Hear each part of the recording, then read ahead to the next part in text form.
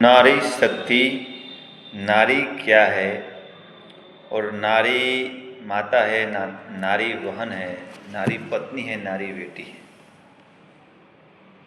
तो फिर क्यों लड़कियों की संख्या कम होती जा रही है शादी के लिए? क्योंकि टॉपिक मेडिकल से जुड़ा हुआ है, इसलिए आज के जागरूक अभियान में यही बात होगा कि आखिर कौन सा ऐसा कारण है कि शादी के लिए अब लड़कों को खोजना पड़ रहा है लड़कियों को।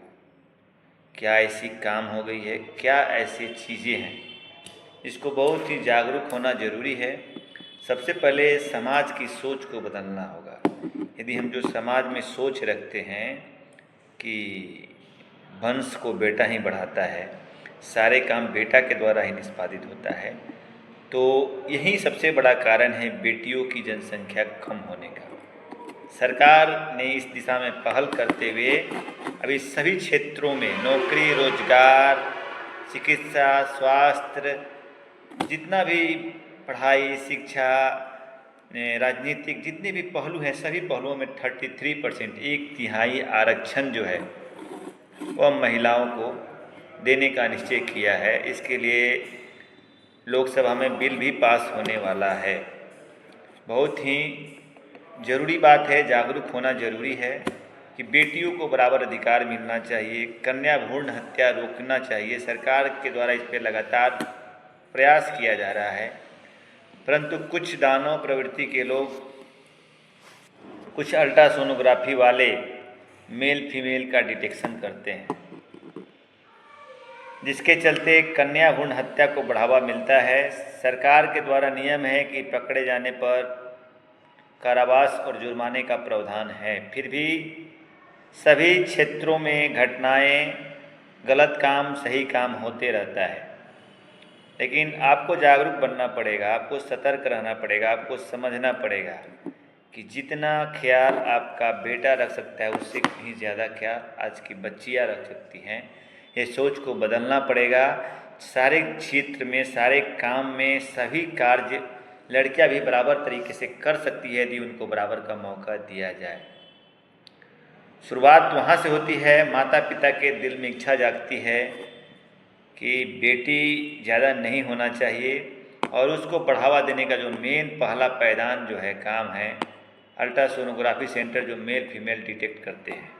इस पे सशक्त कानून बनना चाहिए कि जो भी अल्ट्रासोनोग्राफी वाले जो भी पकड़ाते हैं मेल फीमेल डिटेक्ट करते हुए, उनको मौत की सज़ा मिलनी चाहिए। मेरे दृष्टिकोण से उनको फांसी की सज़ा मिलना चाहिए, क्योंकि यहीं से ज़्यादा शुरुआत होती है।